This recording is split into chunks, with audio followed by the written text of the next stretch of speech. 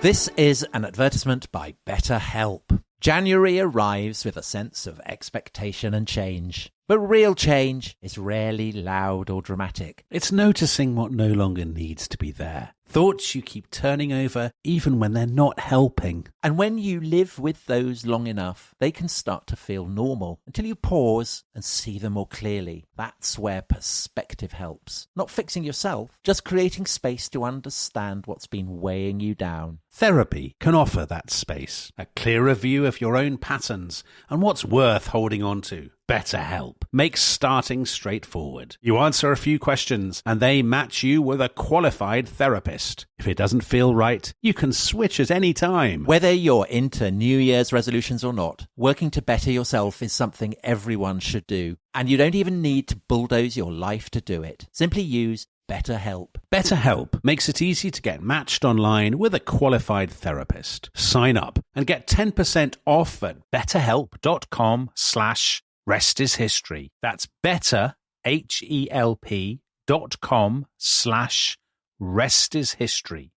This podcast is brought to you by Carvana. Car shopping shouldn't feel like preparing for a marathon of paperwork. That's why Carvana makes buying and financing your car easy. From start to finish, search thousands of vehicles with great prices. All online, all on your time. And when you're ready, your new car shows up right at your door. It doesn't get better than that. Buy your car the easy way. On Carvana. Delivery fees may apply.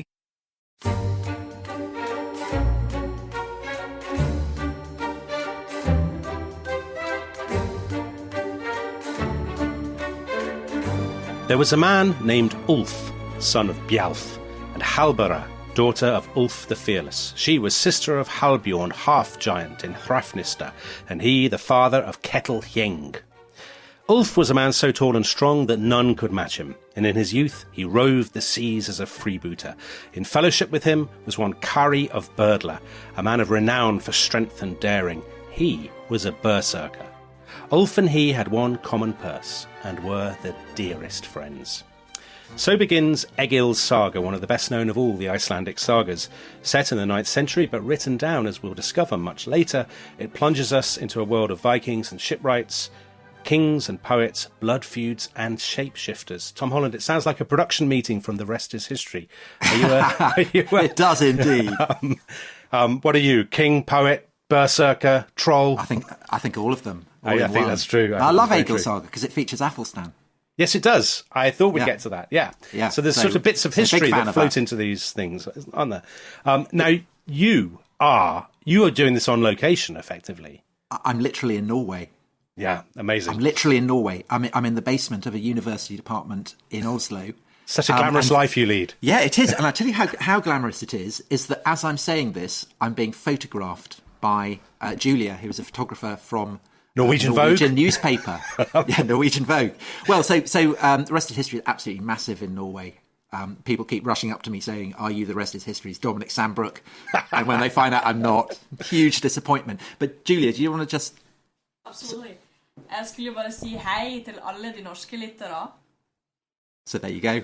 Wow. What was that? It was a hello to everybody. Oh, that's very nice. That's very nice. Hello, Julia. It's always good to have a guest star on the podcast, isn't it? But we have another guest star, do we? We do. We have a real guest star. So, a few years ago, I went to Iceland on holiday, which I heartily recommend. Tom, you must have been to Iceland. I have. I've been on a cricket tour to Iceland. Oh, of course. God almighty. And I actually wrote skaldic verse about it. Did you? Celebrating the defeat of the puffin eaters. I don't think anyone wants to hear about that, do they? I don't. Anyway, well, maybe you can put that on Twitter and everybody can read about it. So I went to Iceland and I took a book with me called Beyond the Northlands, Viking Voyages and the Old Norse Sagas. An absolutely brilliant book, beautifully illustrated. A book about the Vikings' kind of worldview and their sense of geography and their sense of all these kind of monsters and weird lands that were out there. And the author of that book is Eleanor Barraclough from Durham University, and she's with us here today. Hello, Eleanor. Thank you for coming on the show. Hi, it's such a pleasure. I'm hoping that Tom's got some skaldic verse in Old Norse to give us. Otherwise, that's it. I'm off. It's not in Old Norse, but I might dig it up for the second half. In fact, you know what? I'm going to do that. I'm going to dig it out and I'm going to quote it at the start of the second half. So that's something for Dominic to look forward to. Yeah. But no, I'm afraid it's in English. all our listeners will. I mean, they never desert us halfway through anyway, but even if they were tempted, they would stick around for that. They'll be fleeing to Iceland. So, Eleanor, let's get into the subject. So, Iceland. When do human beings first arrive in Iceland, and where do they come from? That's a really good question, and it's not entirely clear because although we know more about the Scandinavian and British Isles settlement, it seems possible that actually there are holy men called Papa who are part of this peregrination from possibly Ireland, who are setting out across the North Sea, trying to find little corners of the world, little islands where they can get a bit of peace and do some communing with God and nature. And it's possible that some of these end up in Iceland. There's a man called Dickwill who's in the Frankish kingdom. What's he called? Sorry, Dickwill. Dickwill. Dicuil. God, if there's another way of pronouncing it, that's going to be really embarrassing because that's no wonder he fled to Iceland with a name like that. Well, see, he didn't even flee, but he says that in around 794, something like that. So just after Lindisfarne gets attacked by Vikings over off the Northumberland coast, he gets visited by a group of Papa, these Irishmen, who say that they went to the very far north to an island where it was so bright that even at midsummer, in the middle of the night, they were able to pick lice off their clothes, which also says something about their general hygiene in this period. So it's possible that's Iceland. It's possible it's not. You know, they also got to Shetland, Orkney, Faroes. But then we know a little bit more about the Scandinavian settlement. So we have a few sources that start to be written down in Iceland in the 12th century, and they describe how Iceland is settled, predominantly from Norway, and first in about 860 or something like that. Someone gets blown off course there, they come back. Someone else then decides to do a circumnavigation of Iceland. Someone else then stays there over winter. But we're really talking around 871, that sort of era, that we start to get permanent settlement there. This is what the later textual sources from Iceland, from medieval Iceland, tell us. But what's really wonderful is that we also have evidence from the most Icelandic of sources, which is a volcano, which erupts around that time. Yeah. So the volcano erupts. We can date that volcano because we've got the ice cores from Greenland that also show up that same layer. So we know it's around 870, 871 or something. And then most of the settlement layers, the archaeological settlement layers from that first occupation period of Iceland are directly on top of that volcano. So we know it is around that time. There's a writer called Áuri the Wise, and he's writing in Iceland kind of like 1122, that sort of time. And he says there were Papa there when the Icelanders first arrived, but they didn't want to stay there with a load of heathens, and so they left. So who knows? It's possible that someone was there before, but that's when we're talking about the settlement of Iceland. We also know that there are lots of people from the British Isles who come over, particularly the females, and that's something you can see in modern Icelanders' DNA, that there seems to be more Norwegian DNA in more of the male settlers, or more male modern Icelanders, and more DNA from the British Isles from modern Icelandic females. So, and are they being taken there as slaves? That's what I was going to ask. That's the general perception, and certainly we know there are a lot of slaves, and when we look at, again, later textual sources, a lot of the slaves have Irish sounding names. So yeah, there will be some of that, but we've also got to think that by that time in the British Isles and in Ireland there are a lot of Norse settlers, and so it's possible that some of these Norse settlers are kind of mixing culturally with people who are going to sort of genetically look like they're, say, Irish or from the British Isles, but culturally they're going to be very much in that Norse cultural milieu. So, it's hard to tell, really, a bit of both. There was an Irish princess called Aud the Deep-Minded. Is that right? Oh, sort of. So yes, so Auður, or Ode, or she's also known as Unnur the Deep-Minded, is one of the first settlers of Iceland, according to the sagas. And certainly she comes from a context of the British Isles. She's not a princess herself, but there is a saga, and I know we'll come back to the sagas later, called Laxdæla Saga, the saga of people of Salmon Valley, literally, where there is a female slave who is brought to Iceland and ends up having a child there who becomes a very prominent saga character, a great hero. And she seems to be completely mute. And it's only that one day they hear her talking in Irish, essentially, to her child. And it turns out she's not mute at all. She's just decided she doesn't want to talk. And she says, well, yes, I'm the daughter of one of the Irish kings. But again, we're talking about a saga, and everything gets a bit pimped up and romanticised in the saga. So who knows? That's a good academic expression. So here's a question for you. I mean, a question that will occur to anyone who's been to Iceland. Why would you go to Iceland? I mean, it's very hard to grow anything. You know, the British Isles are kind of in the way, which are famously, you know, the lowlands of England, very fertile and all that. Why Iceland? Are you fleeing? Are you running away? Is that why you go? Again, depends who you ask. So, again, if we look at the later textual sources coming from Iceland, they've got a very clear origin myth. And what they say is the king of Norway was really tyrannical, wanted to take over all our lands, and that's Harald Fairhair. And so we decided to leave. We didn't want to be under his yoke, and so we went to Iceland. He's kind of seen as the Norwegians as their first king. Yeah. And he's becoming king basically at the same time as the immigration is starting. Yeah, it's a little bit hazy. The sources are all a bit dodgy, but yeah, pretty much. But you have to think about various things there. One of which is that by the time that these sagas, these texts are being written down, and again, I don't want to sort of talk about this too much because I'm sure we'll come back to it, but we're talking about the 13th century in Iceland is very politically volatile, and there's a lot of outside interference from the Norwegian crown. So that's the perfect point where Icelanders are going to be trying to define themselves in opposition to that and say, look, we've always been independent, we've always been free, we've never been under the Norwegian yoke. In fact, we left Norway because of that. So you have to think, okay, maybe there's some truth there, but maybe there's something else going on that's more to do with the context in which those texts are being transmitted and written down. You have to also think that it might be as simple as people needing more land, people needing, and I mean, Iceland isn't a terrible place to try and grow some crops and keep farms and all the rest of it. It's possible.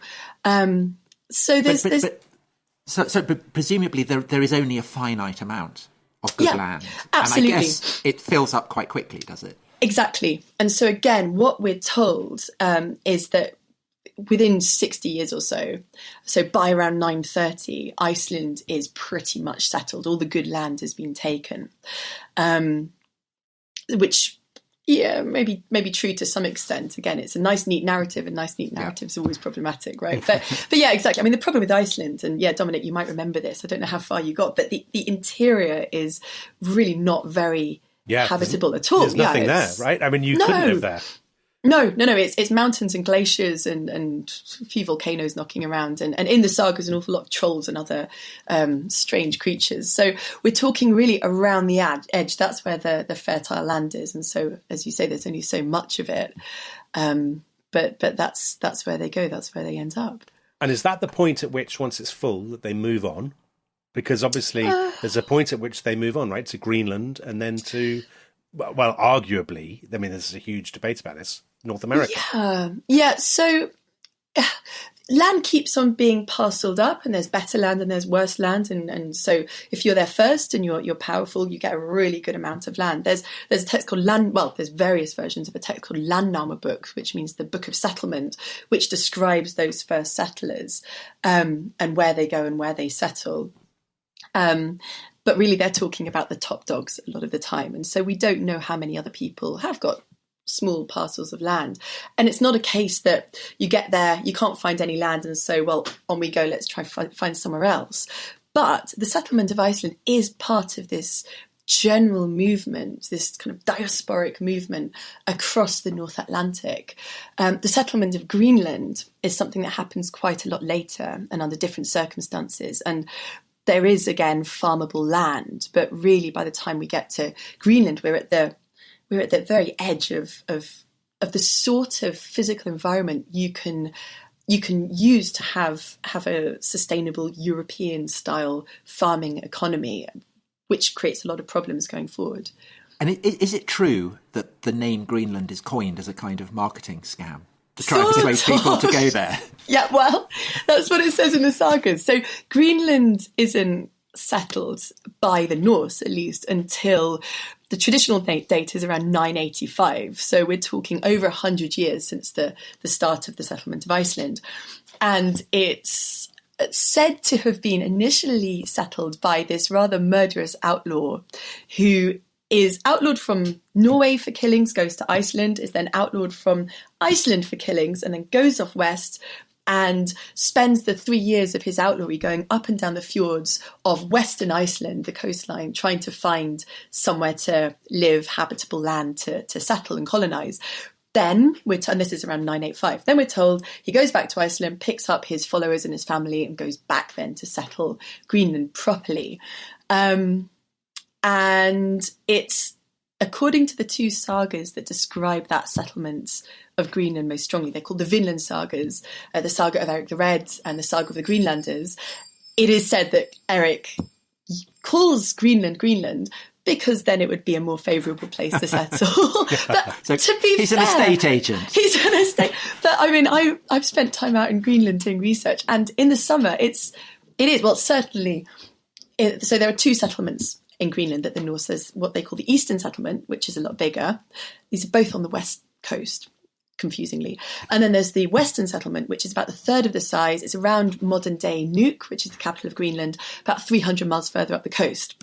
And certainly the bigger Eastern Settlement, which lasts a lot longer, it has its own bishopric. It's really beautiful and green and lush in the summer, in many ways more habitable. The problems partly come later, but also the winters are longer and much, much harsher. So that's really the issue with Greenland, but it's not all ice. Just a question about the voyages and stuff. So, I mean, I can't imagine what would possess you if you're standing on the west coast of Iceland to think, I'm going to get in a ship and just keep going and see what possesses them to think that there's even anything there.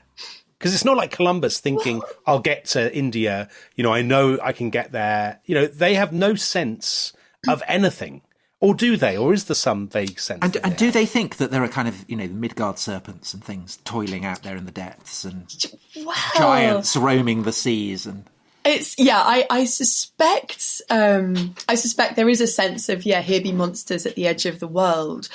But I don't think that's the case when it comes to Greenland, because, well, for one, what you often find is the initial discovery and kind of semi-settlement of these places is accidental. People get blown off course.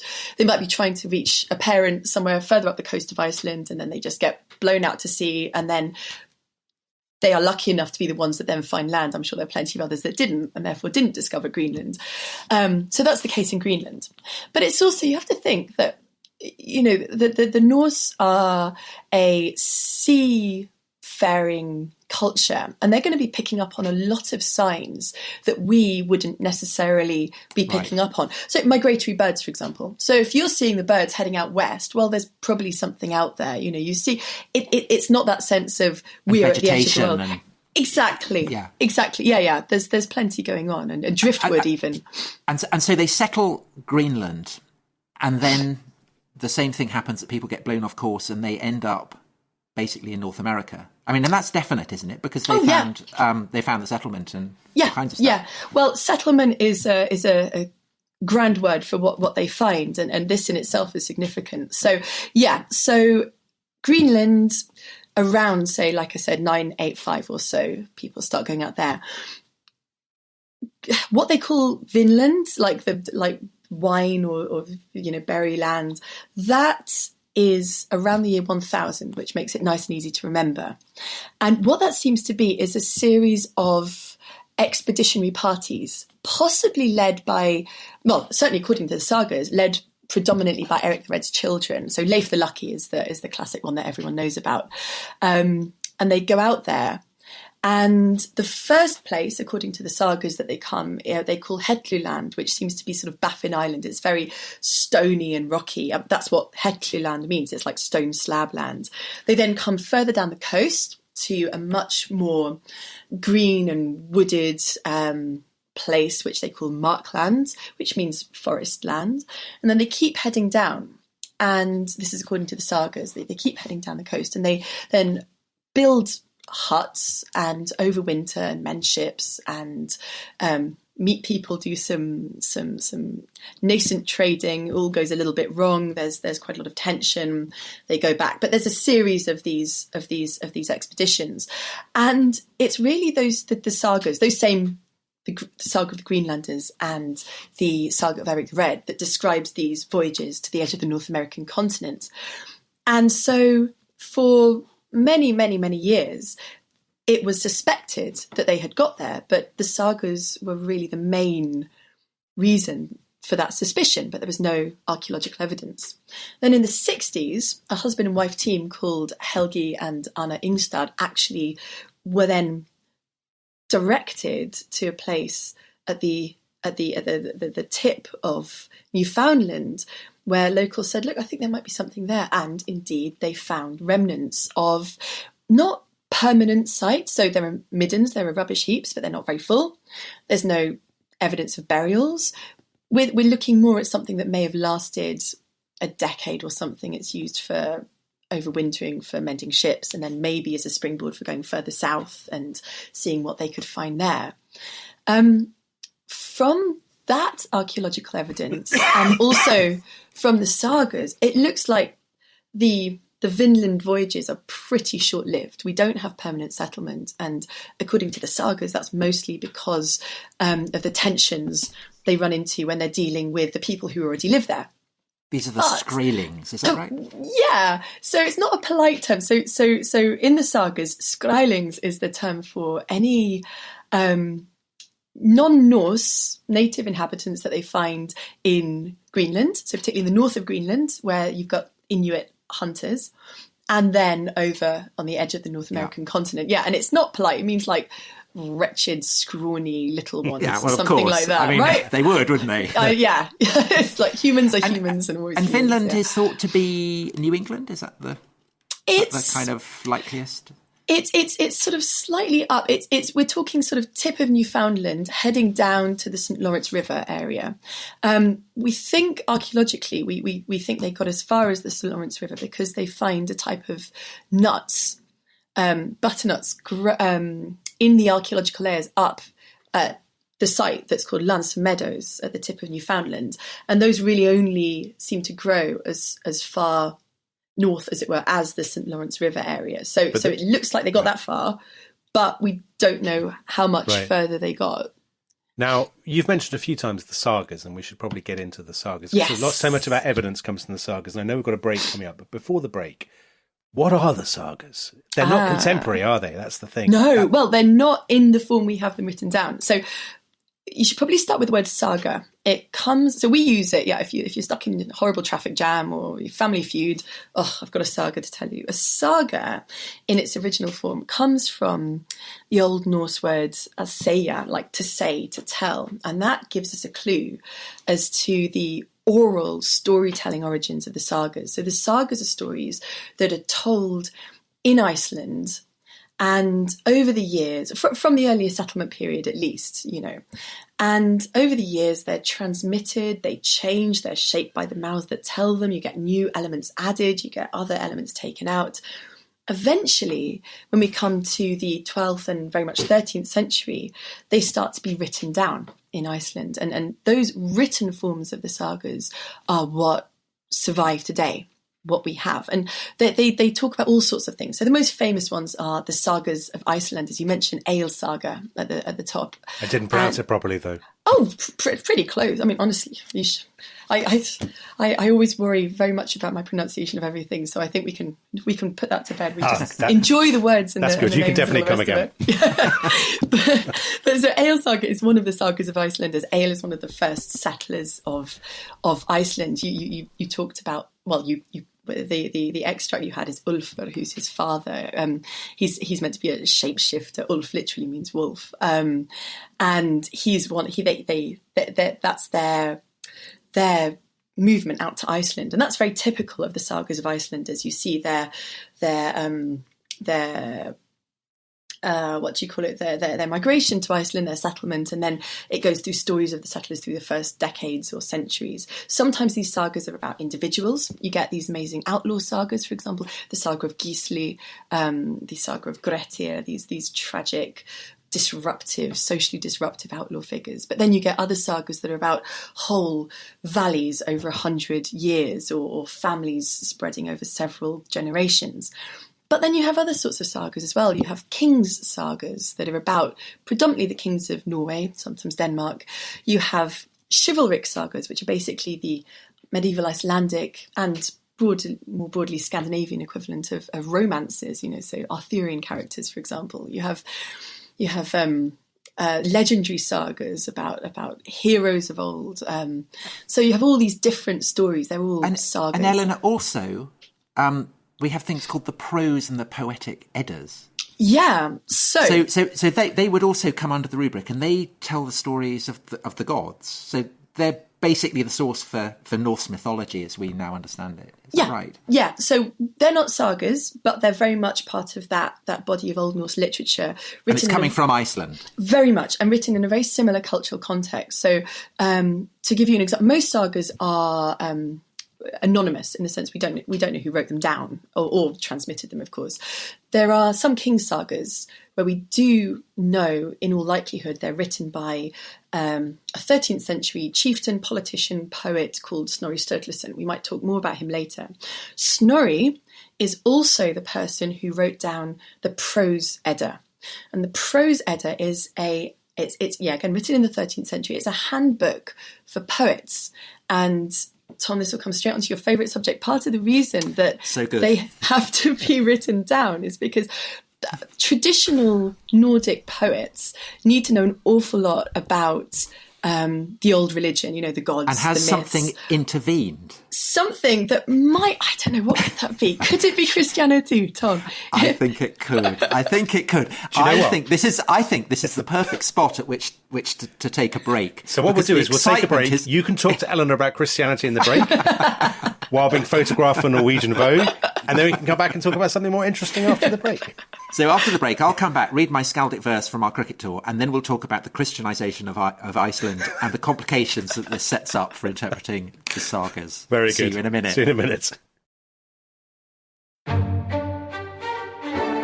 This episode is brought to you by Rocket Money. Tom, we often talk about how to organise our finances. I'm very conscious that I'm paying for a lot of mad subscriptions. And there's one thing that we've talked about often on this show. It's the thing that we probably hate more than any other, and it's a hidden fee. I would love to get my finances under control. There are all these things piling up on our bank statements, and I think I need to fix this problem. I need to sort this out and to stop this. I mean, my finances are so chaotic that I need this app. So I'll tell you what it is. It's called Rocket Money. It's a personal finance app that helps find and cancel your unwanted subscriptions. It monitors your spending and it helps to lower your bills so that you can grow your savings. With Rocket Money, you can track all of your subscriptions and you can easily cancel within the app with just a few taps, saving you time, avoiding charges. And you can also set budgets and goals and get personalized insights and regular reports to track how you're doing. They will even send you real-time alerts for large transactions, upcoming bills, refunds, and even low balances. So let Rocket Money help you reach your financial goals faster. Join at rocketmoney.com/ishistory. That's rocketmoney.com/ishistory. rocketmoney.com/ishistory. This episode is brought to you by the Financial Times. I think we both agree, Dominic, that in the clamour of countless voices competing to break the news and telling you the what, the who, and the where on these stories, there's often something missing, isn't there? There is, Tom, because I think to get a true understanding of any story, you really need to know why. Take FT journalism. It goes deeper, providing the insight, analysis, and perspective to help you see the whole story and truly understand the issues that matter. Why did it happen? Why is it important? And why will it matter? I've got a brilliant example. So they had an article recently, a fascinating article about why populism became popular. And this Financial Times article absolutely delved into that. It was so interesting. And does it nail it? Yeah, it nailed it. It absolutely nailed it. And it really made me look at populism in a new light. Well, If you're interested in the why, we have good news. Yes, listeners to The Rest is History can save more than 40% on an annual digital subscription to the Financial Times by visiting ft.com/history. For the why, Financial Times.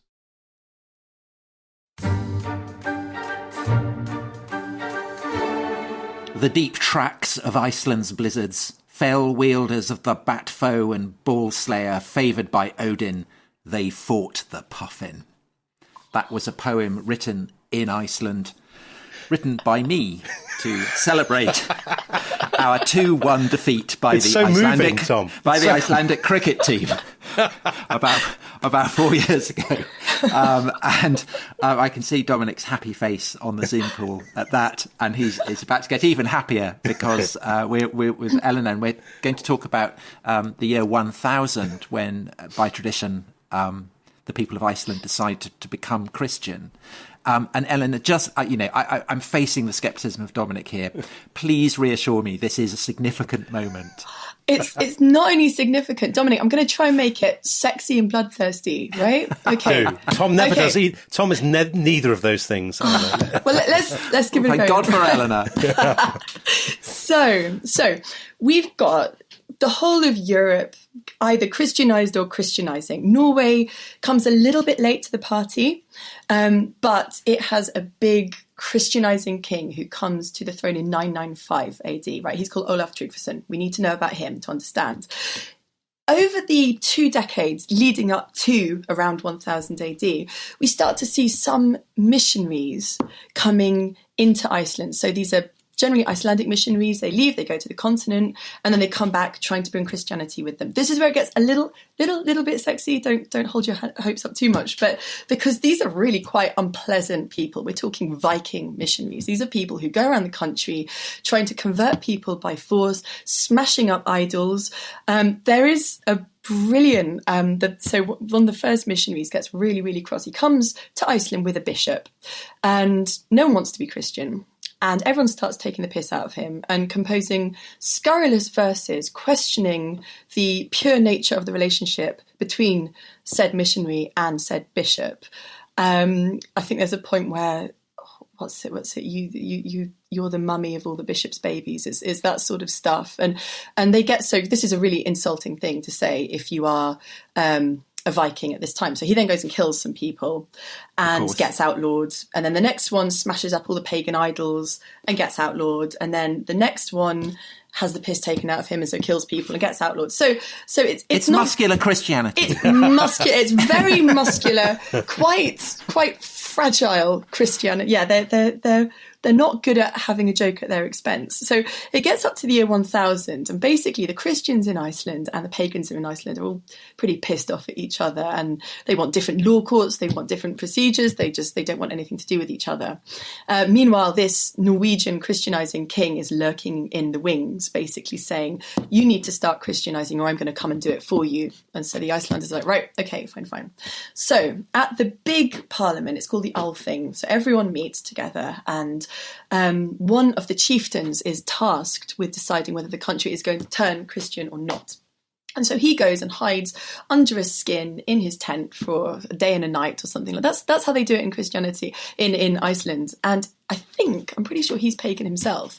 But he decides the most pragmatic thing is that, no, they do Christianize. Except he says, well, look, the pagans can carry on eating horse flesh. You can still sacrifice babies.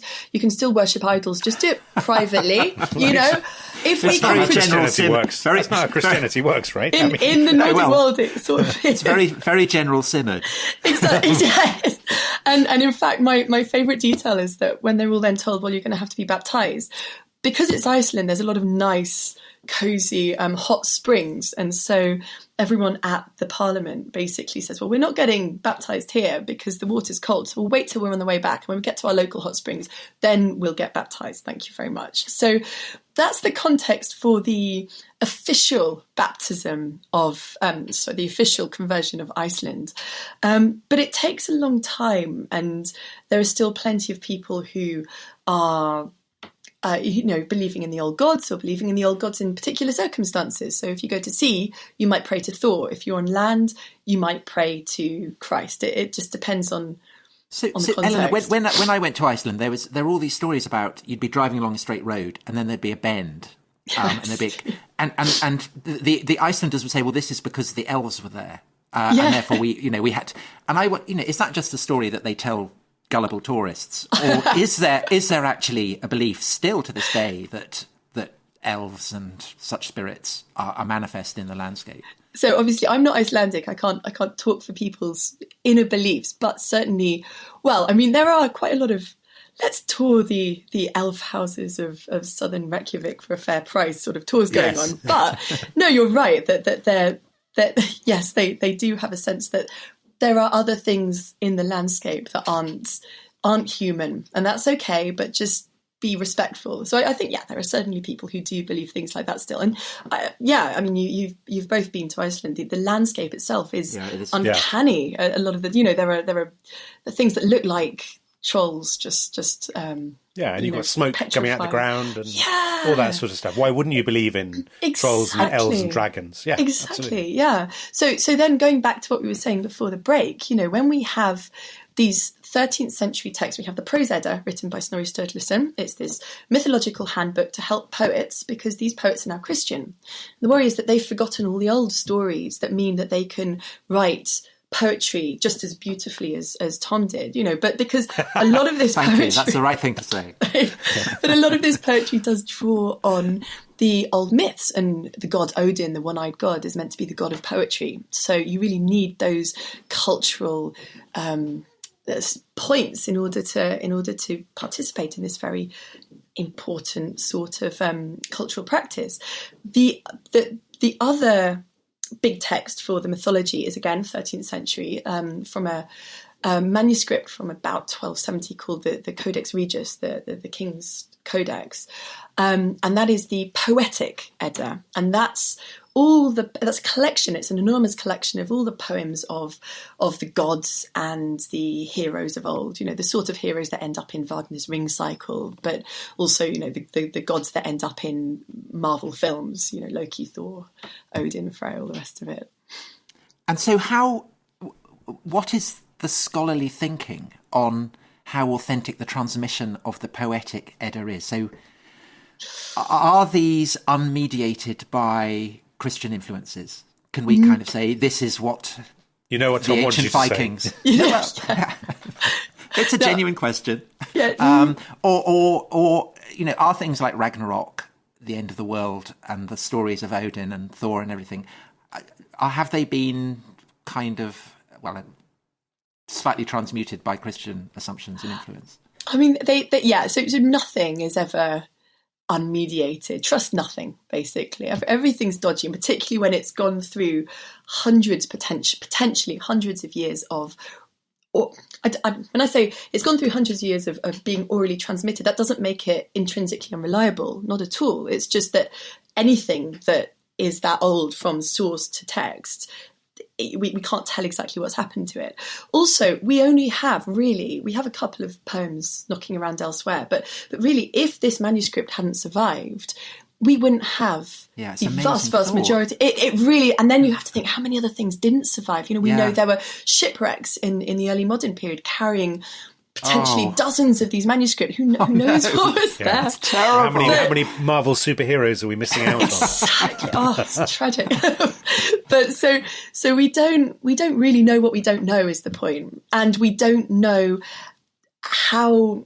So some of these poems look like they could be taking the piss out of the gods. Others look like they could have much older, authentic roots. And certainly some of the things that are described in the poems, we then see in other sorts of sources. So runic inscriptions, picture stones, things that make us realise, okay, there's some truth behind these stories.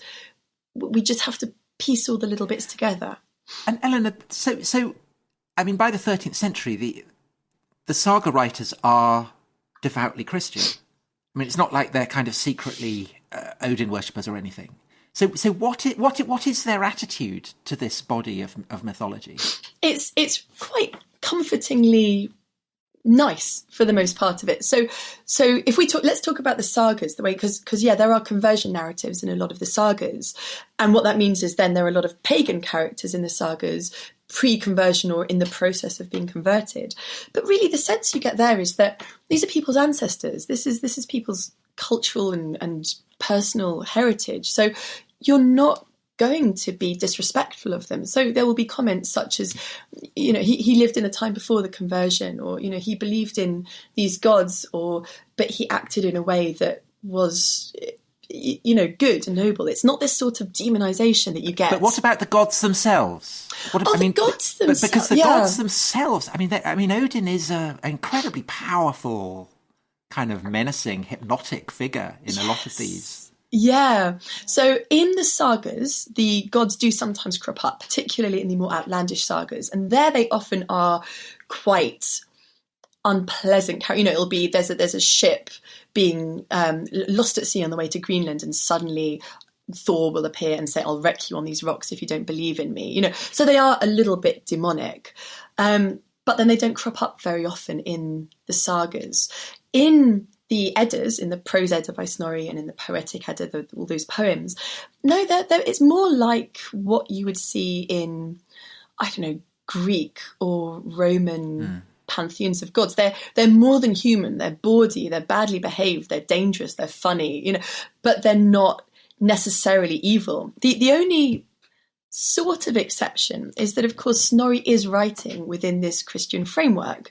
And so it's sometimes hard to tell how many of his stories are being mediated through that lens. They have to be, to some extent. So, for example, he calls Loki something like that, the malevolent culminator of all the gods. He's the baddie, he's the mischief maker. And he calls Odin the All-Father. And so it's possible he's drawing on that sort of Christian framework with which to explain the gods to a Christian audience. And the notorious issue is around Ragnarok, isn't it? Which is the end of the world, the end of the gods. Yeah. Wolf, the Fenris, the wolf turning up and devouring everything. And there is debate, isn't there, about the degree to which this might be influenced by Book of Revelation and Christian anxieties about the end of the world. Exactly. And what's your thought on that? Well, I think that there are an awful lot of cultural influences that are going to be just in the air, just knocking around 13th century Iceland. Some of these are going to be Christian. Some of these are going to be learned European. Some of these are going to be older sort of native tradition. There's going to be all sorts. So at the end of one of the poems, it's been suggested suddenly this dragon appears in the sky, but it is sort of Book of Revelation, the sort of dragon, rather than traditional Nordic Fafnir type dragon, possibly. On the other hand, there are other potential influences. So in the case of Ragnarok, in the poems that describe Ragnarok, it's fire and it's darkness covering the world, and it's nuclear winters almost. And it has been suggested there that what they're drawing on is a long-lived cultural memory of really terrible events or huge volcanoes that have gone off in the past. Maybe going back to the 5th century, 6th century even, that sense that the world is unstable and may end in ways that we have very little control over. So who knows how much of that is also working its way into myths such as Ragnarok. Great, that's enough Christianity. All right, we've talked about the sagas very broadly, but we haven't really zeroed in on any particular sagas. So do you have a favourite? Do you have a couple of favourites? I have so many favourites. Well, I suppose it depends what direction we want to go in. Should we go back to Greenland, because there's some some lovely. So, well, Eleanor, I wondered if, because my two favourite characters are both women. Yes, and one of them is the evil sister of Leif Erikson. Freydis. Evil according to one saga, according to one, good according to the other. Yes. So she's a complex figure, and then there's this remarkable woman Gudrid who supposedly gives birth. So, anyway, could you just tell us about them, because they're both kind of wonderful figures. And it's really a reminder that the female figures in the sagas are kind of just as amazing as the men. I totally agree, and that's sort of why I wanted to head back to Greenland, because exactly like you say, these two wonderful characters. There are very strong female characters throughout the sagas, and in fact, often you'll find that the females are more psychologically complex than the males. The males are often quite, they're hit them, big and off I go. But the women are. What's the music they do again? What's the music again? You did us a little tune there. I did. We always like to have a musical. What you couldn't see was me flexing my my muscles. Your muscles, such as they are. yeah. If I had an axe, I would hold that up. It was very intimidating. I think you've been watching too many children's cartoons. With your...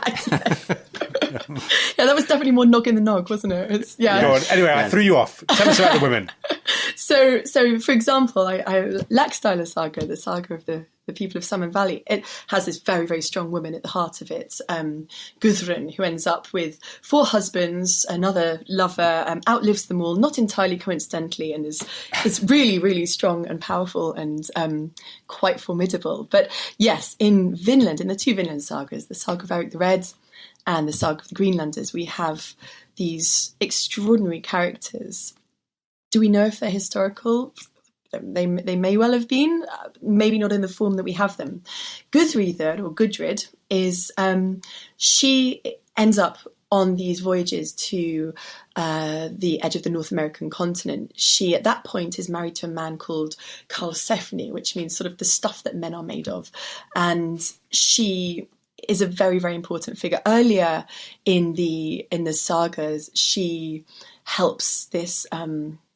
the Old Norse term is vulva, but it's sort of like a seeress. I know, Dominic. Yeah, again, you can't see there was definitely a raised eyebrow going on there. It's the Old Norse term for a pagan seeress, and Greenland is going through a terrible famine, and so this seeress is called upon to perform these spells that Gudrun helps with in order to try and summon good spirits in order to bring about the famine.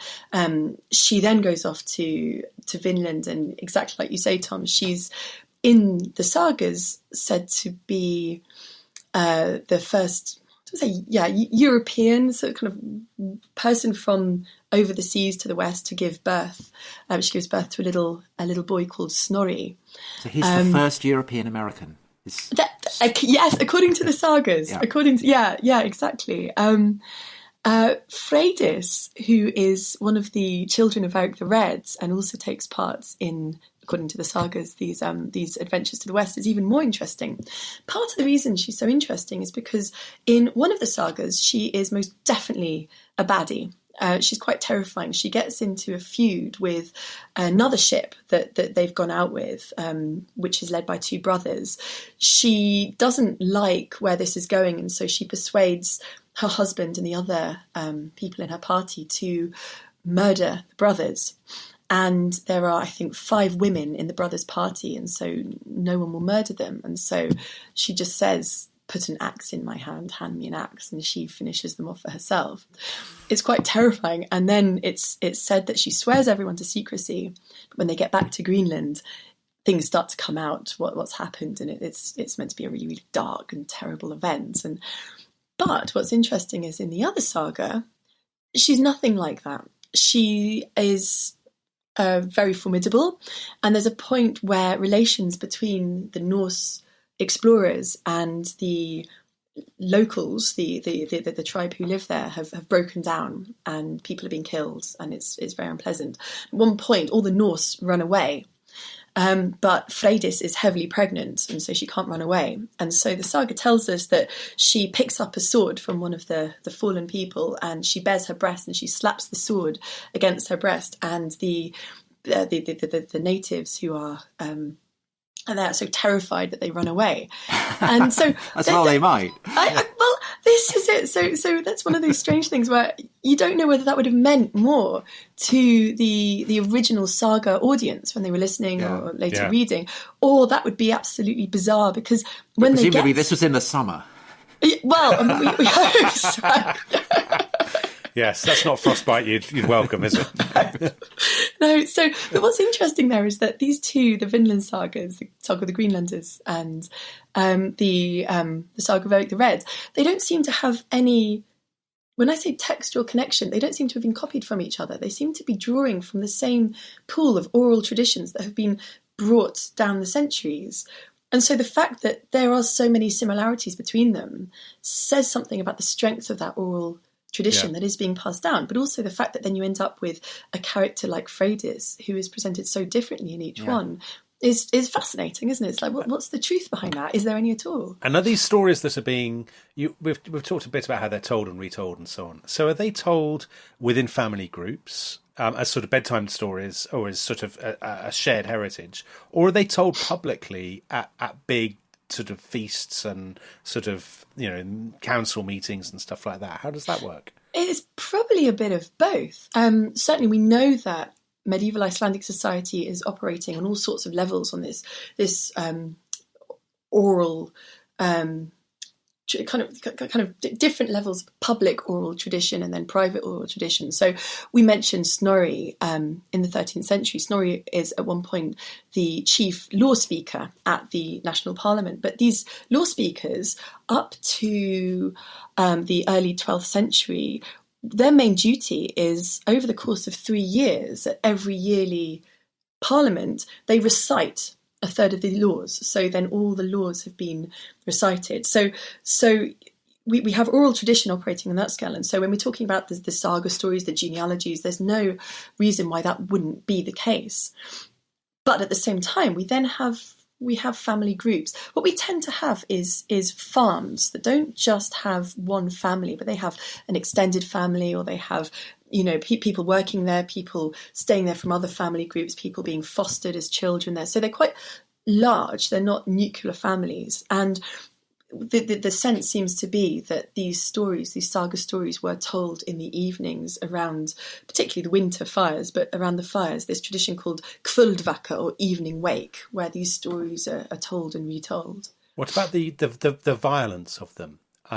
They're incredibly violent often, aren't they? And is that reflecting a genuine violence in a competition within these farms, or for land, or what? Yeah, I think it's going to be a mixture. I mean, it's like, if we look at Hollywood films nowadays, I mean, please God, they're not reflecting normal levels of violence. If that's all that's left of us, if Die Hard 2 is all that remains of Western civilization. Exactly. So I suspect that it's what makes a good story, what makes the drama. You're not really going to have everyone sitting around the winter fire and listening to the tale of Thorfinn, who spent his day looking after a cow, then went to the loo and ate a bowl of porridge, Right. But on the other hand, no, I mean, this is a violent time, and there are feuds, and a lot of the saga stories are based on the large-scale family feuds of the past. I mean, Njal Saga, classic. I mean, if you want to read one saga, read Njal Saga, the saga of Burnt Njal. The fact that he's nicknamed Burnt tells you a lot about what happens. I think the body count is around 100 dead by the end of the saga. So again, it's not necessarily going to be typical, but there are feuds and there are redresses that have to be done. Eleanor, also, one of the things that struck me, and I wonder how it struck me correctly, was that despite the violence and the strangeness and everything, it's also very kind of domestic in many ways. It's because this is being written at the same time as Arthurian romance and Dante and all that kind of stuff in continental Europe. But this is, there are no aristocrats, there's no kings. This is about groups of farmers, basically. Yes. And it's reflective of that in a way that I guess is kind of unique for medieval Christian literature. Yeah, it absolutely is. And that's part of what makes it so interesting. Part of that is the context, not only in which these stories are being created, the material from which they're being created. As you say, these are families, these are farming groups. It's also reflected in the sort of people who are writing them down. So what we're seeing, for example, Anglo-Saxon England, a few centuries earlier, most of our textual sources come from the monasteries. So it's material that's written down in the scriptoria. And so we get a few dirty poems here and there, a few riddles, but for the most part, you've got to think that the context in which these things are being written down then creates a lens through which we are viewing what existed in that society, because it's what people choose to record. In medieval Iceland, a lot of these sagas are not only being told on the farmsteads, but written down on the farmsteads. There are some monasteries and there are scriptoria and people are writing there, but exactly as you say, it's a much less it is still stratified, but it's a much less stratified society. And you do end up, by the 13th century, with power concentrated in the hands of six, broadly speaking, major families. And we're talking about a context of civil war and an awful lot of bloodshed. But the fact is that these are stories, these are sagas written down by Icelanders, often on their farms for Icelanders. And in the case of the sagas of Icelanders, literally about Icelanders. So yeah, it's the domestic dramas. And you said as well that the time when these sagas are being written down is a period when Norwegian influence is growing and growing, and Iceland's independence is coming under threat. So that presumably is also part of the context for why they're being written and the way in the subjects that they cover. Exactly, very strongly. So yeah, by the 13th century, from around 1220 to 1264, we have this period of really, really nasty civil war. Snorri Sturluson, author of many King sagas and author of the Prose Edda, is a real mover and shaker in the civil war, and it kills him because he, like so many prominent Icelanders that time, becomes the vassal of the Norwegian king or the Norwegian jarls who are co-ruling with the king at that point.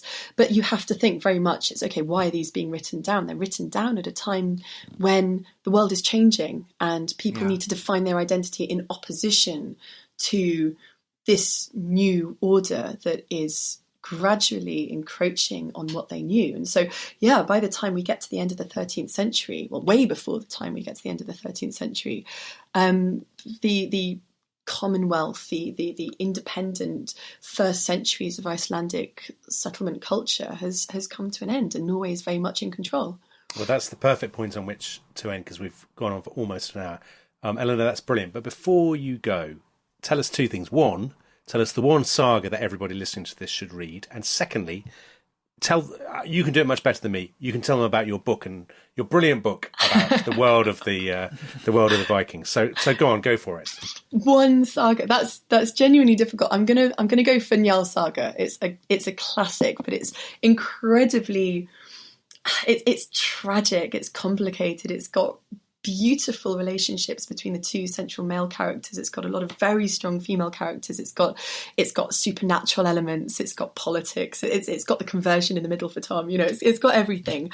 I would say though, and this is true of most sagas, one caveat: sometimes it's necessary to get through the first chapters, which can be a little dense and very much full of genealogy. So don't give up. It does get better.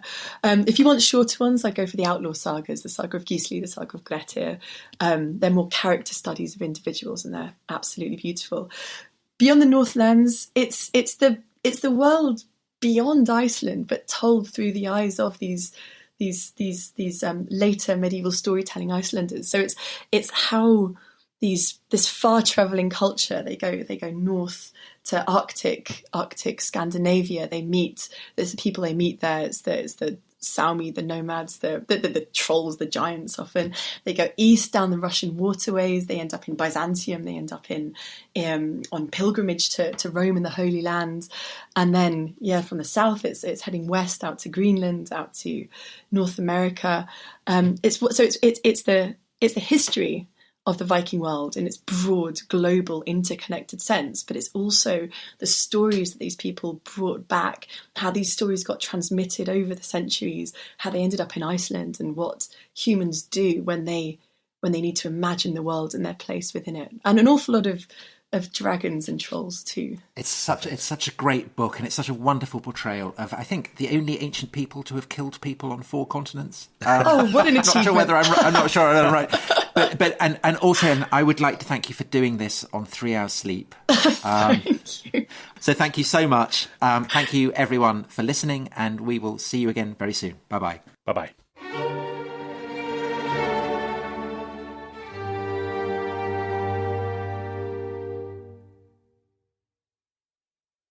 Thanks for listening to The Rest is History.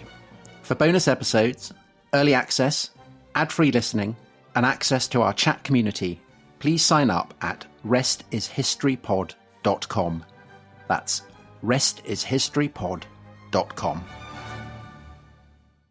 One of the darkest scandals of the modern era. A billionaire financier. Powerful friends. Hidden networks. And questions that refuse to go away. Was Jeffrey Epstein a spy? I'm Gordon Carrera. And I'm David McCloskey. And we're the hosts of The Rest is Classified, the intelligence and national security podcast from Goalhanger. And we've just released a gripping new series investigating whether Epstein was linked to any spy agencies. And asking what those agencies might have known about him. Listen or watch now on Spotify, YouTube, or wherever you get your podcasts.